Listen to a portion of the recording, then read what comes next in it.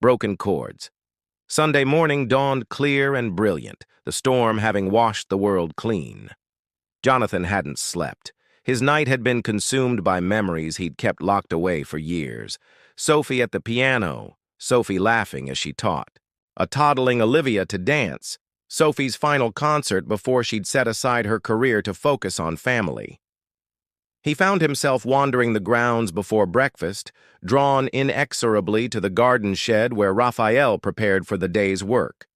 The gardener was sorting tulip bulbs for autumn planting, his movements methodical and precise. "Mr. Pierce," Raphael said, surprised. He started to rise, but Jonathan waved him back down. "Please continue."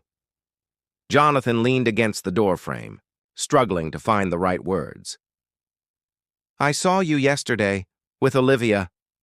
Raphael stilled, his expression carefully neutral.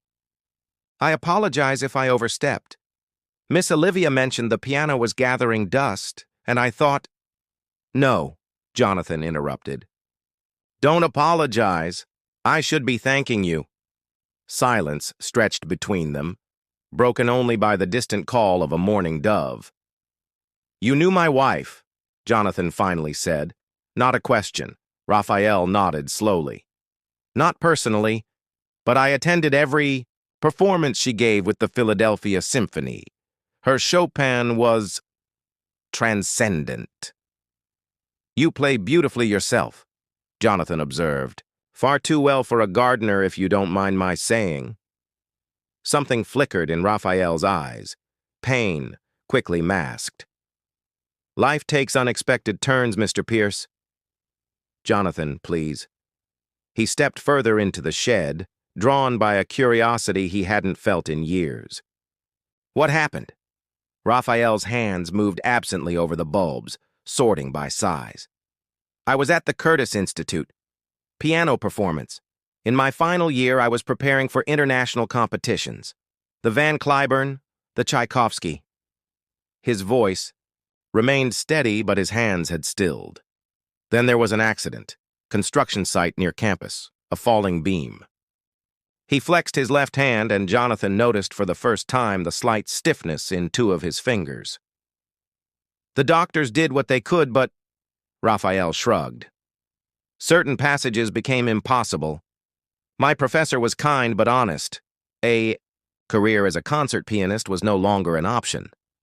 "So you became a gardener?" Jonathan couldn't keep the incredulity from his voice. "Not immediately, no." Raphael smiled faintly. "I taught for a while, then after Carmela died, my wife, I couldn't bear to be around music anymore. I needed work that would tire my body and quiet my mind." He gestured to the gardens visible through the open door. "Plants don't care if your fingers are damaged. They respond to patience and attention, much like music." Jonathan thought of his own response to loss, how he'd thrown himself into business, acquiring new labels, expanding globally, as if success could fill the Sophie-shaped void in his life. All while Olivia grew up in the shadows. "I've been a poor father," he admitted, the words painful in their truth. "You've been a grieving husband," Raphael countered gently. "Grief doesn't have a timetable, Signor. But it shouldn't have a casualty either, especially not my daughter." Jonathan ran a hand through his hair. "I heard what she said to you, about me never speaking of Sophie." Raphael regarded him steadily. "Children need stories. They need memories, even the painful ones." "I don't know how to start," Jonathan confessed. "I've been silent for so long." "Perhaps," Raphael suggested, "you don't start with words." He stood, brushing soil from his hands. "Music was your common language. You, Sophie, Olivia, maybe that's where you begin again." Later that afternoon, Jonathan found himself standing outside the music room once more. Inside, Olivia was practicing the nocturne, her playing hesitant but earnest. He took a deep breath and pushed open the door. Olivia's hands froze on the keys, her eyes wide with surprise. "Dad?" "Don't stop," he said quietly. Please.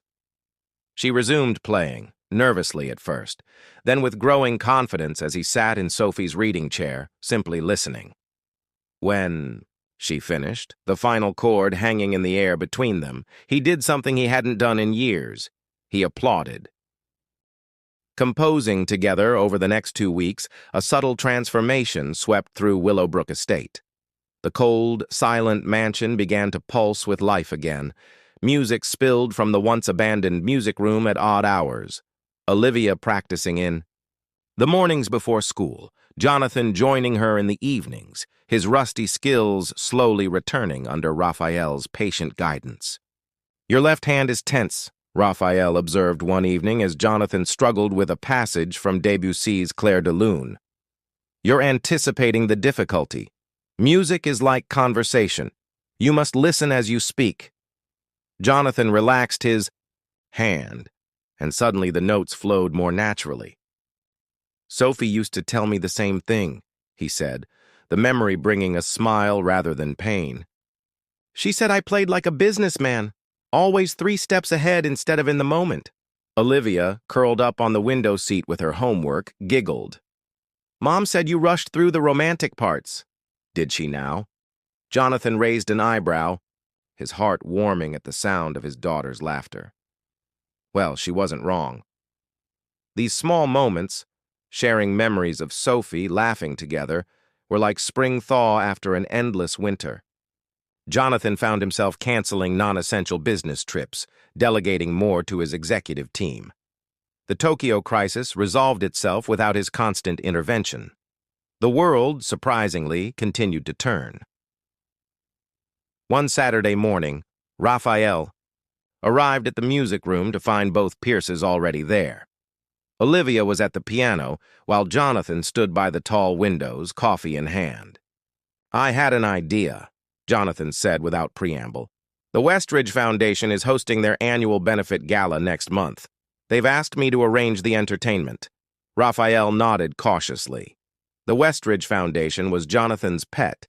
Philanthropy, created in Sophie's memory to provide music education for underprivileged children. I thought, Jonathan continued, that we might perform. The 3 of us. Olivia's eyes widened. Dad, really? A simple piece, Jonathan clarified quickly. Something we compose ourselves. For Sophie. Raphael's expression was complex. Interest, mingled with hesitation. It's been many years since I performed in public. It's been many years since I performed at all, Jonathan countered. But this feels right. He looked at his daughter. What do you think, Liv? Should we do it? Yes. Olivia bounced on the piano bench. But what should we play? Something that tells our story, Raphael suggested quietly. The loss, the silence, and now, the return. That afternoon, they began to compose. Jonathan contributed a melancholy theme that spoke of grief and longing. Raphael transformed it with harmonies that added depth and complexity. Olivia created a delicate countermelody that wove through both, bringing light and hope to the composition. They worked through October's golden days and into November's early darkness. Sometimes they disagreed. Jonathan wanted dramatic crescendos, while Raphael advocated for restraint. Olivia often served as the tiebreaker, her instincts surprisingly sophisticated for her 11 years. You have your mother's ear, Jonathan told her one evening after she'd suggested a particularly elegant modulation. The words caught in his throat, but he pushed through. She would be so proud of you, Olivia. So proud. Olivia's eyes filled with tears, but she smiled through them. Do you really think so? I know so, he said, pulling her into an embrace that was long overdue. As the piece took shape, so did their relationships. Jonathan found himself talking more openly with Mrs. Winters about household matters, taking an interest in the day-to-day running of the home he'd inhabited but never truly lived in. He began joining Olivia for dinner every night, helping with homework, listening to her stories about school, and his friendship with Raphael deepened beyond the music and the garden. They discovered a shared love of chess, of Chilean poetry, of strong coffee and philosophical discussions that stretched late into the evening. In Raphael, Jonathan found something he hadn't realized he was missing, a true friend, someone who understood loss but chose to live anyway. The night before the gala, they rehearsed their piece one final time. The melody of second chances. They'd named it. When the final notes faded, a comfortable silence filled the room. "Whatever happens tomorrow," Jonathan said quietly, "this has been one of the most important journeys of my life. Thank you both for bringing music back to Willowbrook." Raphael nodded, emotion making speech difficult. Olivia simply hugged her father, her heart full.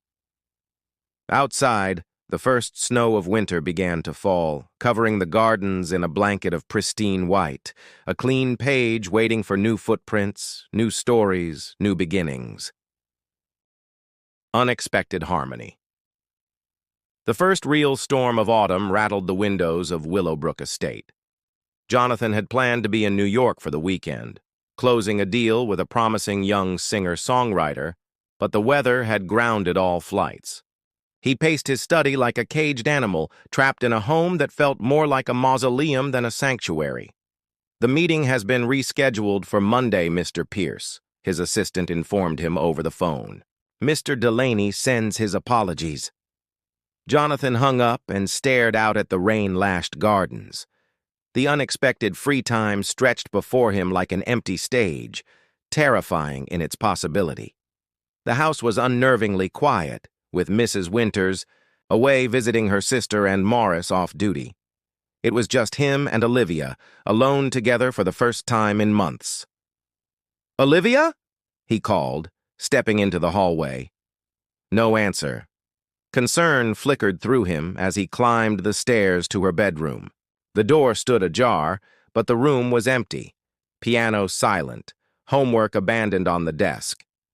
A faint melody drifted through the corridors. Piano music, but not from Olivia's room. The notes were tentative at first, then grew more confident. Simple exercise played with surprising emotion. Jonathan followed the sound, moving deeper into the East Wing, a part of the house he rarely visited anymore. The music led him to the double doors of Sophie's music room. He hadn't set foot in there since the funeral. His hand trembled slightly as he reached for the handle, memories threatening to overwhelm him. He hesitated, then pushed the door open just enough to peer inside. What he saw froze him in place. Raphael sat at Sophie's grand piano, his work-roughened hands moving with unexpected grace across the ivory keys. Beside him, perched on the edge of the bench, was Olivia, her face alive with concentration. Raphael played a phrase, then Olivia repeated it, her small fingers mimicking his movements. "Good," Raphael encouraged softly. "Now try to feel the space between the notes. Music isn't just sound. It's also silence." "Like this?" Olivia played the phrase again, adding a subtle pause that transformed the simple exercise into something poignant. Raphael's smile was radiant. "Exactly like that. Your mother would be very proud." "You really think so?" Olivia's voice carried a hunger for reassurance that pierced Jonathan's heart. "I know so. When she played for the Philadelphia Symphony, I was there, third row center." Jonathan's breath caught. He hadn't known Raphael had ever heard Sophie play. "What was she like when she performed?" Olivia asked, her voice small but eager. Raphael closed his eyes, remembering. "She was like a bird in flight, completely free. When your mother played Chopin, people wept, not because it was sad, but because it was true." Olivia's eyes shimmered with unshed tears. "Dad never talks about her music. He never talks about her at all." Jonathan felt as if he'd been struck. Had he really locked away Sophie's memory so completely that their daughter was starving for scraps of her? "Sometimes," Raphael said gently, "when we lose someone we love very much, we hide away the memories because they hurt too much. It doesn't mean he doesn't love her." Or you. But you lost someone too, didn't you? Olivia asked. You told me about your wife, Carmela. Raphael nodded, his expression softening with remembered pain. Yes, and for a long time, I couldn't bear to touch a piano. But then one day, I realized the music was all I had left of her. By silencing it, I was losing her a second time. He began to play again, a nocturne that Sophie had often practiced in this very room. The melody filled the space like a visitation, bringing with it all the feelings Jonathan had tried so desperately to bury. Would you teach me this one? Olivia asked when the final notes faded. With pleasure, Pequeña. First, we start with the left hand. Like this. Jonathan backed away from the door, his vision blurring. He retreated to his study, poured himself a drink with shaking hands, and sank into his chair. The music continued to drift through the house, Raphael teaching, Olivia learning, both of them keeping Sophie's memory alive in a way he had failed to do. Outside, the storm intensified, rain lashing against the windows like tears finally breaking free. The recital. The Westridge Foundation's annual gala transformed the Philadelphia Art Museum's Grand Hall into a glittering wonderland. Crystal chandeliers cast prismatic light over tables dressed in midnight blue and silver. The city's elite circulated, with champagne flutes and practiced smiles, checkbooks primed for philanthropy. In a small preparation room off the main hall, Jonathan adjusted his bow tie for the third time, uncharacteristically nervous. The familiar pressure of performance, something he hadn't felt since college, tightened his chest. You look very handsome, Dad, Olivia said, twirling in her new dress, a confection of pale blue tulle that made her look both older and younger at once. And you look beautiful, Liv. He knelt to her eye level. Are you nervous? She considered the question seriously. A little, but it's a good nervous. Like butterflies that are dancing instead of fighting. Jonathan laughed. That's exactly right. He looked up as Raphael entered, dignified in a charcoal suit that Mrs. Winters had insisted on having tailored for him. It's almost time, Raphael said. They're seating the final guests. The three of them made their way to the stage area, where a grand piano gleamed under the spotlight. As they waited behind the curtain, Jonathan felt a presence beside him. Elizabeth, Westridge, the Foundation's elegant chairwoman, and an old friend of Sophie's. Jonathan, she greeted him warmly. This is quite the surprise. When you said you were arranging something special, I never imagined you'd be performing yourself. Life is full of surprises lately, he replied with a genuine smile. Elizabeth's gaze moved to Olivia, then to Raphael. And these are your fellow musicians? Jonathan made the introductions proudly. My daughter Olivia, and Raphael Suarez, who has been... He paused, searching for the right words. A catalyst for positive change in our lives. Elizabeth's eyes lingered on Raphael with sudden recognition. Raphael Suarez? From Curtis? I remember you. You won the Philadelphia Young Artists competition about 12 years ago. Your Rachmaninoff was extraordinary. Raphael bowed his head slightly, surprised and touched to be remembered. You have a good memory, Mrs. Westridge. I never forget exceptional talent, she replied. And now you're performing again? This is wonderful news. Before Raphael could respond, the house lights dimmed. Elizabeth squeezed Jonathan's arm encouragingly and returned to her seat in the front row. The curtain parted. A hush fell over the audience as Jonathan stepped forward to the microphone, Olivia and Raphael beside him. Good evening, he began, his voice steady despite his racing heart. For those who don't know me, I'm Jonathan Pierce. Many of you knew my late wife, Sophie, who was the heart and soul of this foundation before her passing. A murmur of affirmation rippled through the crowd. Tonight, my daughter Olivia, our friend Raphael Suarez, and I would like to share something we've created together. It's called The Melody of Second Chances, and it's dedicated to Sophie, but also to everyone who has ever lost their way and found it again through music. They took their places at the piano, Raphael in the center, Jonathan at the bass end, Olivia at the treble. 3 pairs of hands on one instrument, 3 lives now intertwined. Raphael began with the theme Jonathan had composed, his damaged hand, finding strength in the music's emotion rather than technical perfection. Jonathan joined with the harmonic foundation, steady and sure. Then Olivia added her counter-melody, bright and hopeful, dancing above the deeper currents of the piece. As they played, Jonathan felt Sophie's presence more strongly than he had since her death, not as a ghost or a memory, but as the love that had shaped all of them. He glanced at Olivia, her face illuminated with joy as her fingers moved confidently across the keys. Then at Raphael, whose expression held a peace that came from healing old wounds. The music swelled to its climax, a moment when all 3 melodic lines converged in perfect harmony before resolving into a final gentle cadence that felt like coming home. In the silence that followed, Jonathan could hear his own heartbeat. Then, like a wave breaking, applause erupted. The audience rose to their feet, moved beyond politeness to genuine emotion. Elizabeth Westridge wiped tears from her eyes. Several of Sophie's former colleagues from the orchestra nodded in appreciation. But it was the expression on Olivia's face, radiant with pride and belonging, that filled Jonathan's heart to overflowing. She reached for his hand and Raphael's, pulling them forward to bow together. Later, as the gala continued around them, Elizabeth approached their table. "That was remarkable," she said.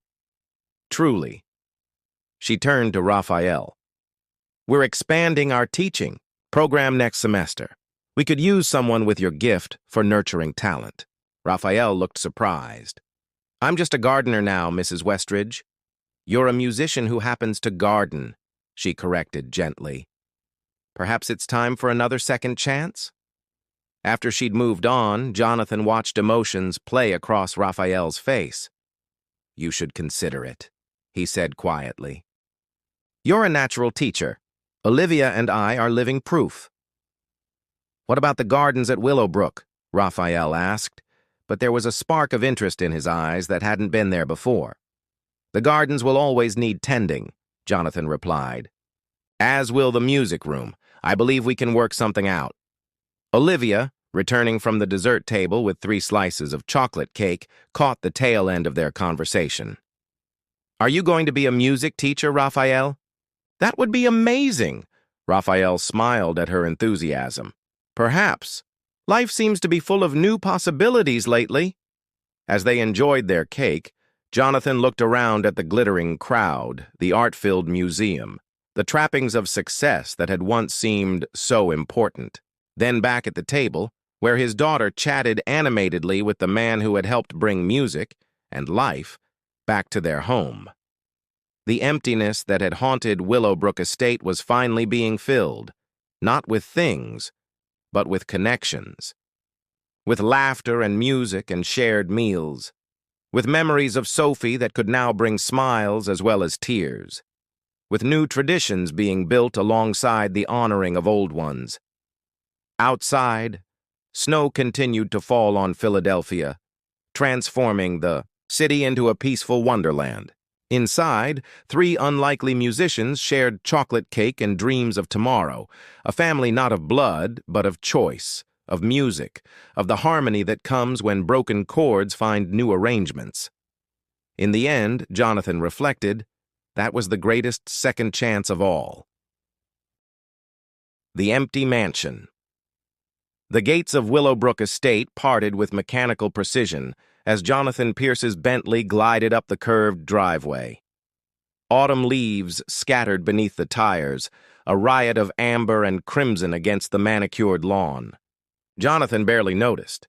The 47-year-old music producer stared at the financial reports on his tablet, his face illuminated by the screen's blue glow. "We're home, sir," announced Morris. His chauffeur of 15 years? Jonathan looked, up at the Georgian mansion. 12 bedrooms, 9 bathrooms, 3 kitchens, and not a single corner that felt like home.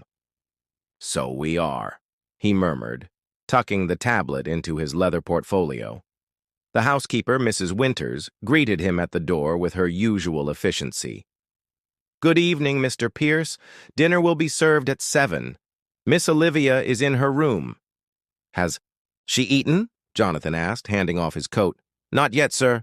She said she wasn't hungry." Jonathan nodded, a flicker of concern quickly submerged beneath the tide of emails demanding his attention. "I'll be in my study. I'm expecting a call from Tokyo in 20 minutes. "Very good, sir," Mrs. Winters replied, her expression carefully neutral. The study was Jonathan's sanctuary. Dark wood, leather-bound books, and platinum records lining the walls. Evidence of a career that had once meant everything. Before the accident, before Sophie. He poured himself 2 fingers of scotch and sank into his chair, the weight of the day, of the past 3 years, settling onto his shoulders. Through the window, he could see someone tending to the rose garden. Rafael Suarez, the new gardener Mrs. Winters had hired last month. The man worked with surprising gentleness for someone with such broad shoulders, his hands carefully guiding the climbing. Roses along their trellises. Jonathan's phone buzzed. Tokyo calling early. He turned away from the window. Upstairs, 11-year-old Olivia Pierce sat cross-legged on her bedroom floor, surrounded by sheet music. Her long brown hair fell across her face as she studied the notes, humming softly. The baby grand piano in the corner of her room remained untouched, a birthday gift from a father who remembered what she loved but forgot to be present when she learned to play it. A soft knock interrupted her concentration. "Miss Olivia?" It was Raphael, a small potted orchid in his weathered hands. "I thought you might like this for your room. It's about to bloom." Olivia's face brightened. "It's beautiful. Thank you, Raphael." "De nada," he replied with a warm smile. His eyes fell on the scattered music sheets. "You play?" "I try," she said, her enthusiasm dimming. "Mom was teaching me before." She didn't finish the sentence. Raphael nodded, understanding in his eyes. "Music is a special gift. It stays with us even when the people we love cannot." "Did you ever play?" Olivia asked, noticing how his gaze lingered on the piano. A shadow crossed his face. "Once, a long time ago." He placed the orchid on her windowsill. "With the right care, this will flower again and again. Just like music. It never truly leaves us." Downstairs, Jonathan ended his call and rubbed his temples. Another artist threatening to leave the label. Another crisis to manage. He glanced. At the clock, 7:15 p.m. Dinner would be getting cold. As he made his way to the dining room, he passed Sophie's portrait on the wall. His wife's smile, forever frozen in oil and canvas, seemed to follow him. 3 years since the car crash that had taken her, and the house still echoed with her absence. The dining room was cavernous and quiet. Mrs. Winters had set 2 places at the massive table, his at the head, Olivia's to his right. But only one. Chair was occupied.